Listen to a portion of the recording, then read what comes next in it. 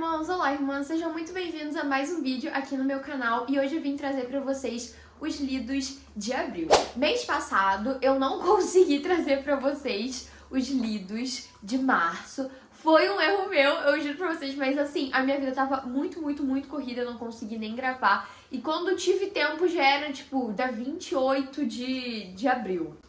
E aí fica difícil, né, gente? Um erro pode ser feito? Pode, a gente aprende com ele, a gente só não pode errar 2 vezes. Então bora pros lidos de abril.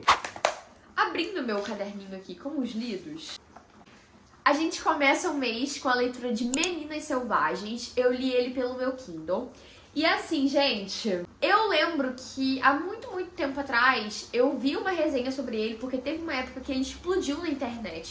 Eu nunca tive uma opinião, tipo assim, vendo de outras pessoas que seja muito concreta. Gente, eu adorei o livro. Inclusive, eu me arrependi de não ter lido ele antes desse ano. E esse livro, ele fala sobre uma pandemia. É óbvio que não é uma pandemia que a gente conhece, porque esse livro, ele é uma distopia. Então, assim, é óbvio que são pandemias muito ficcionais, são pandemias muito fantasiosas, assim.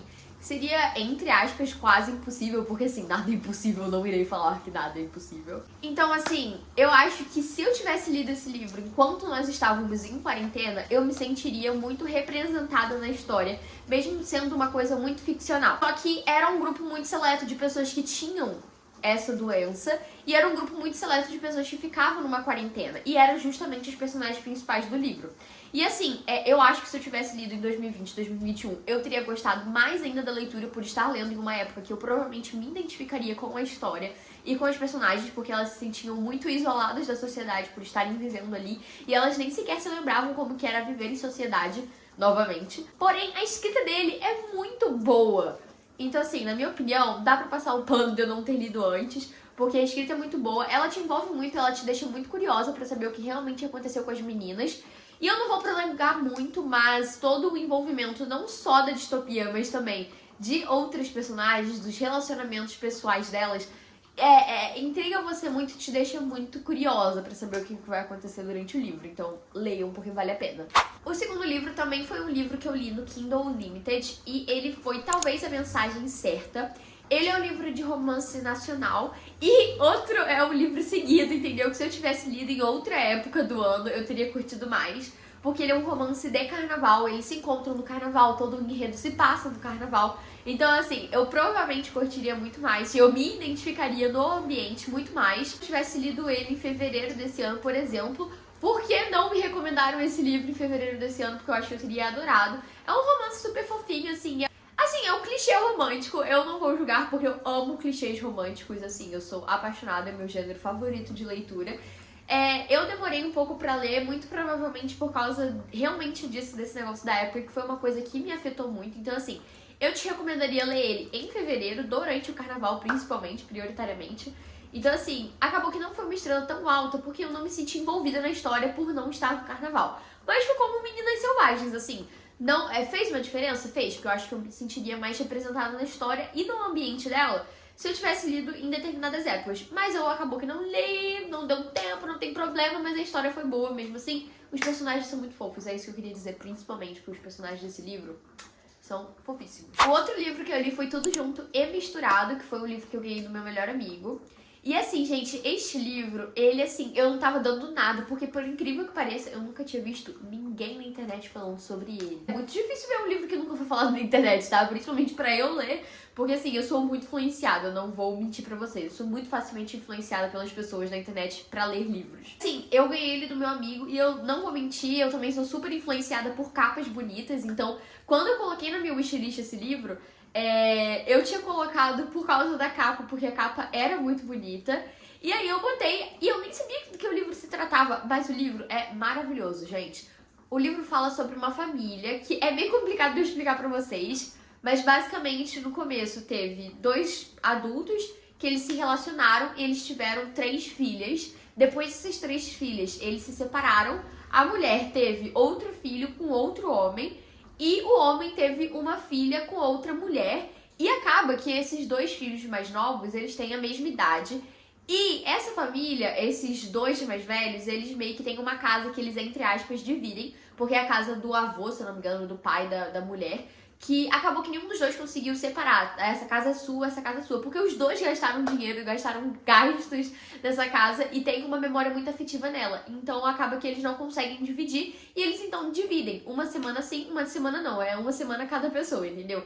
E o interessante, o que eu achei muito bom nesse livro e diferencial também, porque os dois filhos mais novos, eles nem sequer têm nenhum laço afetivo, eles não têm nem laço sanguíneo, nem nada do tipo. Eles nunca se viram, o único laço deles são as irmãs, que na verdade eles não têm laço nenhum, mas eles passaram a vida toda dividindo suas próprias coisas. Por exemplo, quando eles eram pequenos, a mulher, ela não tem muito dinheiro, o homem, ele tem muito dinheiro. E acaba que quando ele era bebê, por exemplo, ele e eles dois, né, os filhos mais novos, tá sendo complicado explicar isso pra vocês, mas os filhos mais novos, eles dividiam o mesmo berço sem nem sequer eles estarem no mesmo ambiente, entende? Nessas semanas intercaladas.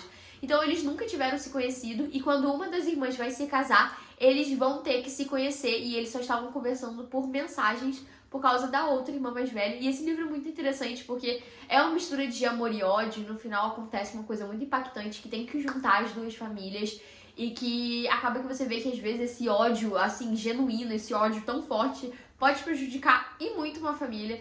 Mas assim, esse livro é maravilhoso, a escrita dele é super rapidinha de se ler e eu sou apaixonada até hoje por esse livro. Por favor, leiam ele. Continuarei panfletando por aí porque é muito bom, juro, de verdade, vale muito a pena. Esse outro livro eu li, gente, não me julguem, mas eu li em uma missa, porque a missa tinha durado 2 horas, eu não tava conseguindo prestar mais atenção. E aí eu peguei o meu Kindle pra ler e eu li um livro que se chama A Depressão é uma Borboleta Azul. Ele é um livro de poemas. Uma das minhas metas de leitura desse ano é tentar ler mais poemas, porque é um estilo de um gênero, né, literário, que eu não costumo ler. Eu não consigo me conectar, é que nem contos. Contos eu consigo mais do que poemas. Eu não consigo me conectar com poema, eu não consigo ter uma relação com eles. Então, assim, um livro só na minha vida de poema que me fez realmente ser impactante, mas tirando ele, nenhum outro. Este é um livro impactante? Ele é muito triste também. Cuidado, inclusive, que tem muito gatilho de depressão. O nome dele próprio já diz. Mas, assim, é um livro muito bem escrito, mas como eu disse, gente, eu não sou a melhor pessoa pra dar recomendação pra vocês. Na verdade, eu sou a última pessoa da lista que vocês podem me procurar pra recomendar poemas. Eu acho lindo, eu acho extremamente difícil escrever poemas. Eu adoro ler eles, mas eu não sou a maior apreciadora porque eu não consigo ler eles toda hora, sabe? Não consigo ter uma constância tão grande de poemas no meu dia a dia de livros, assim. Então, assim, ele é legal, mas não foi nada demais pra mim. Mas a gente vai ignorar essa parte e a gente vai pular pro próximo. O próximo que eu li é um livro, gente, é um livro apocalíptico. Eu tô falando errado por causa do TikTok. Manual de Assassinato para Boas Garotas. Gente, eu não vou falar muito aqui, eu não vou me prolongar, porque eu tenho um vlog de leitura dele, quando eu li ele, algumas semanas passadas. É o último vídeo publicado sem ser esse aqui. Mas olha, que livro maravilhoso. É a única coisa que eu tenho pra falar pra vocês. Eu fiquei tão viciada que faltava 12 páginas pra eu ler e eu tinha um aniversário marcado no dia. E assim, gente, eu deixei de ler para ir para o aniversário. Tava eu lá lendo na hamburgueria, gente, meus amigos conversando e eu lá lendo. Porque assim, eu fiquei muito viciada, eu não conseguia parar de ler. Gente, maravilhoso, tá? Maravilhoso. Não deixem de ler esse livro, ele é maravilhoso. E não se influenciem pelo título, tá? Pelo amor de Deus, o título não tem nada a ver com o que tem dentro do livro, pelo amor de Deus. É um livro de investigação? Sim. É um livro de assassinato? Sim, mas não tem nada de manual, pelo amor de Deus. E por último, nos livros de abril, tivemos Morte no Nilo. Me surpreendeu muito porque foi o terceiro livro que eu li da Agatha Christie e eu não tive uma experiência tão boa com os outros dois que eu tive, que foi Assassinato no Expresso Oriente e Um Corpo na Biblioteca, se eu não me engano. Mas Morte no Nilo eu não tava tão esperançosa porque os outros livros eu tinha achado meio entediantes por não...